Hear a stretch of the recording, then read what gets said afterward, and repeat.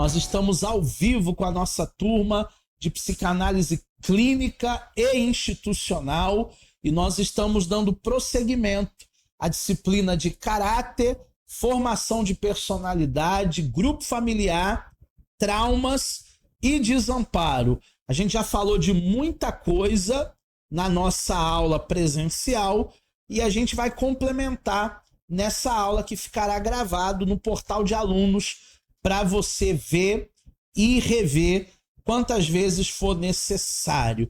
Nessa aula online, a gente vai falar um pouco sobre desamparo. Olha essa imagem. Repare essa fotografia. O fotógrafo conseguiu um clique no momento exato de uma criança desolada, abandonada em um cenário de bombardeio, em um cenário de pós-guerra. Gente, se até para nós que somos adultos já é um cenário desolador, já é um cenário de pós-guerra traumático, imagine para essa criança. Essa criança, ela não tem mais do que 5 anos. Essa criança, ela não tem mais do que 5 anos. Talvez 3 aninhos, talvez 4 aninhos.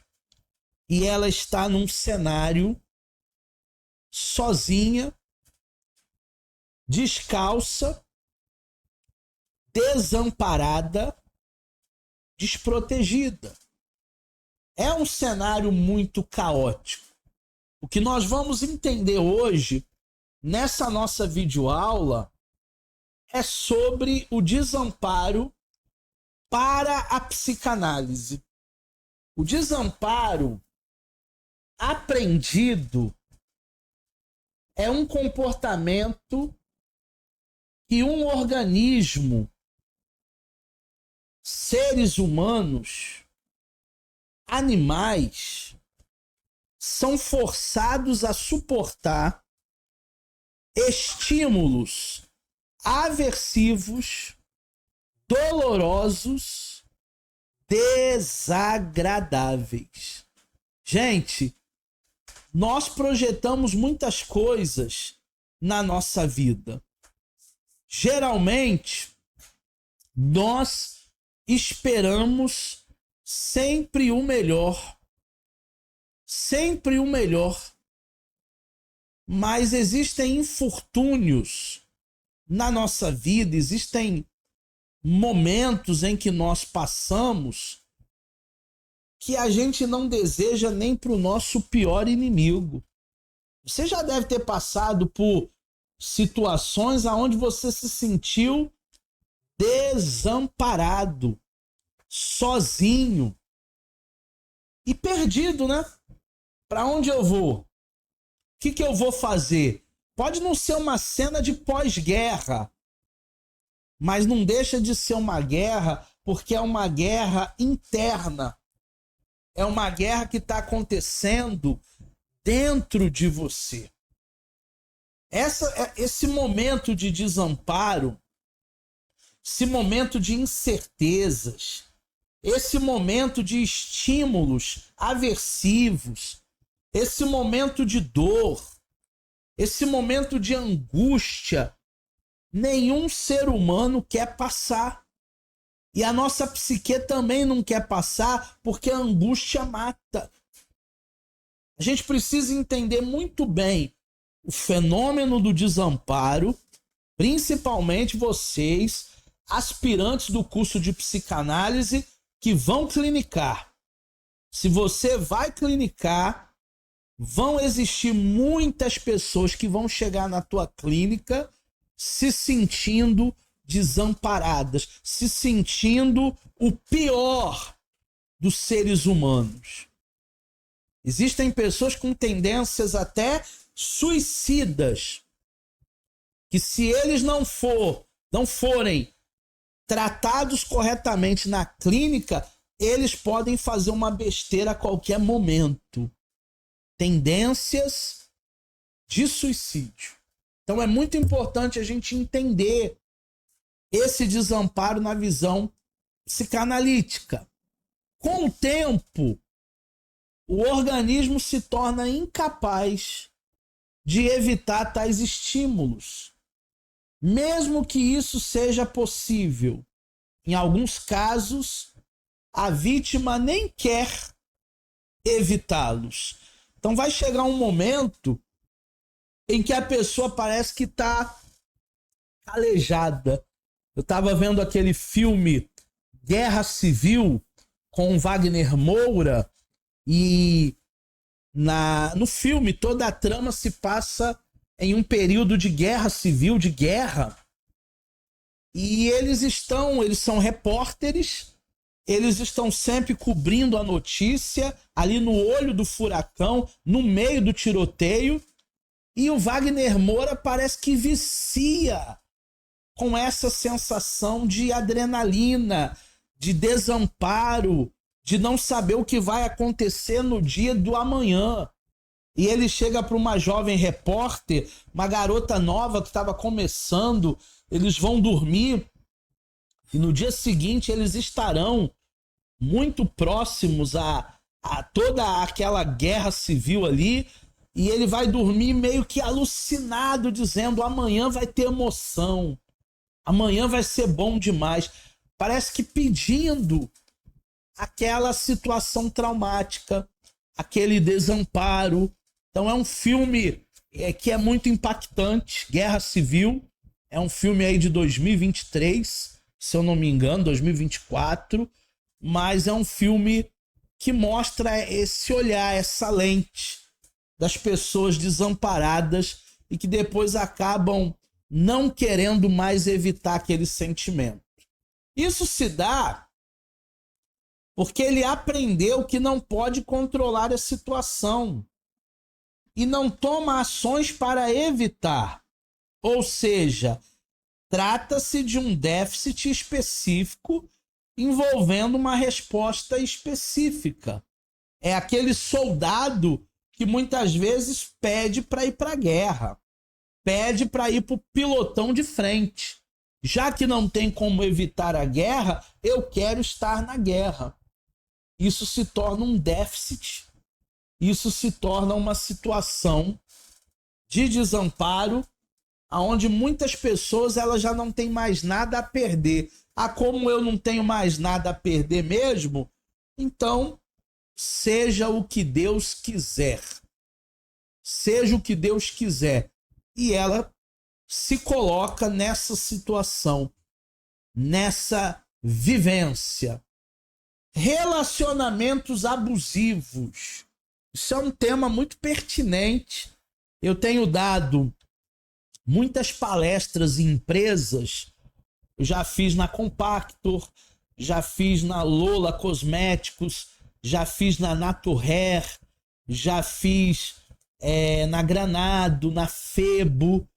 E na grande maioria, eles pedem para eu tocar nesse assunto. Assédio sexual, assédio moral e relacionamentos abusivos. Em casamentos, por exemplo, em que a esposa apanha repetidas vezes do esposo, mas não consegue se separar. O que prende essa mulher a um agressor, a um manipulador? Será a sua dependência emocional? Mas ela não tem para onde ir. Ela não tem subsistência. Ela não trabalha. Ela tem que se dobrar a isso, se conformar com isso. Gente, todo mundo tem uma segunda opção.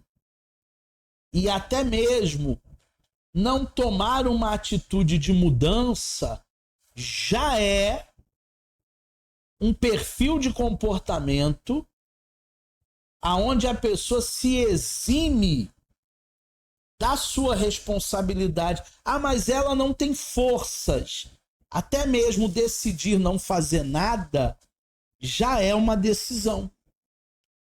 Então, é exatamente o desamparo aprendido agindo.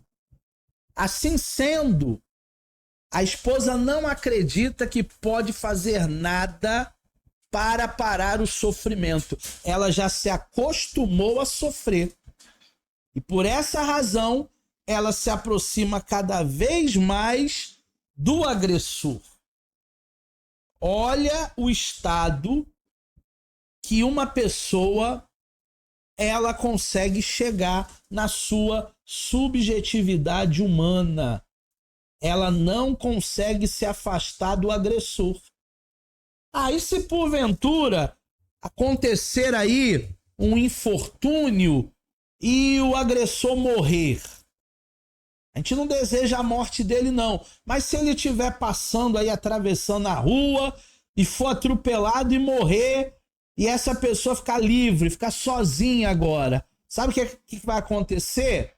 Na maioria das vezes, ela vai procurar um outro cara com o mesmo perfil de agressor. Ela vai sair da mão do bandido e ela vai para a mão do ladrão. Gente, isso também é um estado aonde a pessoa, se sentindo desamparada, aprende a viver dessa maneira. Ah, mas ela gosta de viver assim. Não, ninguém gosta de viver assim. Mas a pessoa se habituou, a pessoa se acomodou, a pessoa parou ali naquele sofrimento.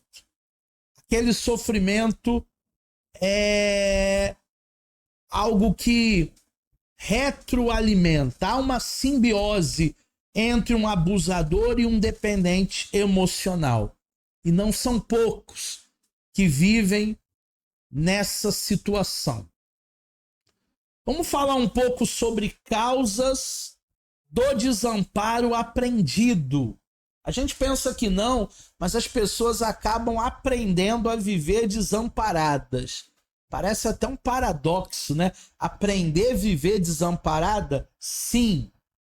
As pessoas apresentam desamparo aprendido, pessoas que têm baixa autoestima. Gente que tem baixa autoestima não se valoriza, não se ama, não consegue olhar para o espelho e dizer eu posso, dizer eu sou especial. Ela tem uma autoestima muito baixa. Dessa forma, tentar convencê-la a mudar com perguntas assim: por que você não dá um basta nisso? Não ajuda em nada.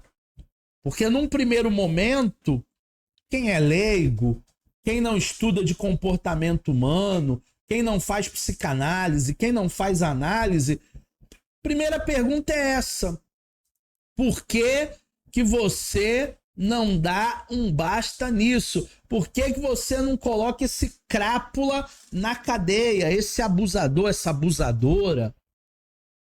Mas isso não vai ajudar em nada, porque se fosse para a pessoa fazer, ela já tinha feito.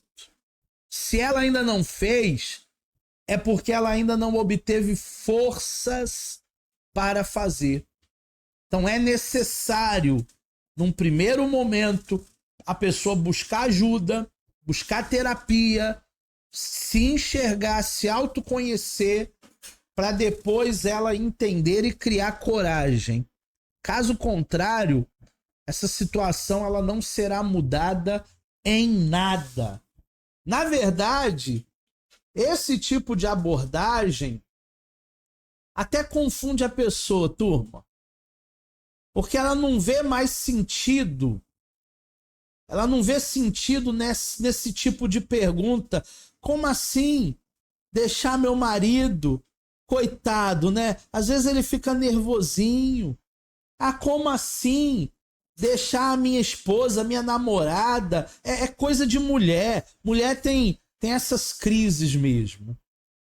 Isso porque ele não acredita que isso pode acabar. A pessoa vai sendo submetida a uma manipulação que a faz acreditar piamente nisso. Olha, agora eu já estou com certa idade, agora eu já não tenho mais como sair dessa situação. Para onde eu vou voltar? Vou voltar para casa do meu pai? Aí vai ser pior. Só o que eu vou ouvir do meu pai, eu vou voltar para onde? Para casa da minha mãe? Ih, Deus me livre. Eu prefiro sofrer e comer o angu que der aqui do que voltar para casa da minha mãe e do meu pai. Então as pessoas, elas vão se habituando ao desamparo. Elas vão se habituando ao sofrimento. E isso não é bom para o ser humano. Isso não é bom para a nossa psique. A pessoa, ela precisa vencer o desamparo. Existe, professor, uma maneira da pessoa superar, vencer o desamparo? É claro que existe. Como vencer o desamparo? Primeiro, terapia psicanalítica. Na terapia psicanalítica, o profissional vai oferecer auxílio especializado para esse tipo de pessoa. Existem pessoas que acham que terapia é sair com os amigos e bater papo furado. Eu mesmo tive um professor que falou para mim que a terapia dele é sair, tem até amigas dele que são psicólogas, aí ele sai e aí toma uma cerveja e conversa, é a terapia dele. No setting terapêutico existe todo um manejo clínico. A pessoa precisa ser ouvida, a pessoa precisa ser acolhida, principalmente essa que já acostumou a viver desamparada, e a pessoa precisa se autoconhecer. A pessoa precisa se ouvir. Tem gente que ainda não está se ouvindo. Sabe aquela história? O pior cego é aquele que não vê. O pior surdo é aquele que não ouve. É exatamente isso, turma. O problema ocorre porque as pessoas ficam entorpecidas pelas próprias frustrações e pela dureza da vida. A vida, ela é dura. Quem falou para você que a vida é sombra e água fresca? Ah, mas se eu tivesse nascido numa família rica, se eu tivesse muito dinheiro, eu não me sentiria assim. Vocês acham que dinheiro resolve tudo? Dinheiro pode comprar muita coisa. Dinheiro pode comprar uma pilha de livros, mas não compra sabedoria. Dinheiro pode comprar um colchão muito bom, aqueles colchões, né? King size, mas não compra um sono tranquilo. O dinheiro pode comprar remédios, mas não pode comprar cura. Dinheiro pode comprar comida, mas não pode trazer para a pessoa o apetite. O dinheiro, ele te proporciona conforto, mas saúde mental é tanto para rico como para pobre. A depressão é doença de rico. Não, depressão é uma doença por um excesso de passado, por um excesso de presente, por questões mal resolvidas, por demandas que a gente não está suportando. Não existe doença de rico nem de pobre. Porque se fosse assim, se o dinheiro resolvesse tudo, rico não dava tiro na cabeça, rico não se suicidava, não se drogava. Porque a droga nada mais é do que uma anestesia. Então a gente precisa entender isso. A vida, ela é dura. E a gente tem que despertar para essa realidade da vida. A psicanálise, então, vai buscar entender a origem desse torpor. Por que a pessoa se colocou nessa situação e ela está vivendo essa situação? Por que ela chegou nesse patamar e ela estacionou nesse patamar? Assim, a partir desse reconhecimento, é possível fazer um tratamento. E, além disso, não adianta forçar alguém a um tratamento. A pior coisa que tem é o pai colocar o filho na terapia e a primeira pergunta nossa é o seguinte: o que te traz aqui? E o garoto, a menina diz assim: nem sei, o meu pai me obriga a fazer terapia. Eu tô aqui porque eu sou obrigado a estar aqui. É muito ruim quando a esposa obriga o marido a fazer a terapia. É muito ruim quando a mãe obriga o filho a fazer a terapia, porque a terapia tem que partir de você. A terapia tem que partir da pessoa. Óbvio que a gente pode influenciar, óbvio que a gente pode aconselhar, dar uma ideia, mas a decisão de mudar de vida é sempre da própria pessoa. Através do tratamento, essa pessoa começa a se enxergar. A gente não pode forçar ninguém ao tratamento.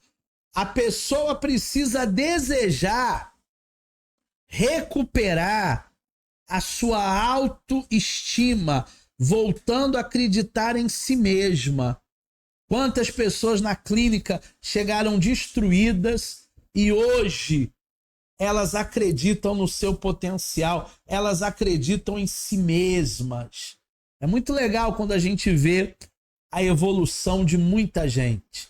É muito legal quando uma pessoa chega na clínica cheia de limitações, não fazia isso, não fazia aquilo, e agora ela está conseguindo fazer tudo, porque ela superou, porque ela venceu o trauma, venceu o desamparo, venceu o desespero. Voltando a acreditar em si mesma. Só assim ela não se submeterá à situação de abuso. Então nunca mais ela vai voltar a viver aquela vida com abusadores, aquela vida de manipulação, aquela vida que dantes ela tinha. Deu para entender, turma? As minhas redes sociais estão aí para vocês anotarem. O meu Instagram, o meu YouTube, o meu Facebook, o meu LinkedIn e o meu e-mail para vocês enviarem as dúvidas da aula de hoje.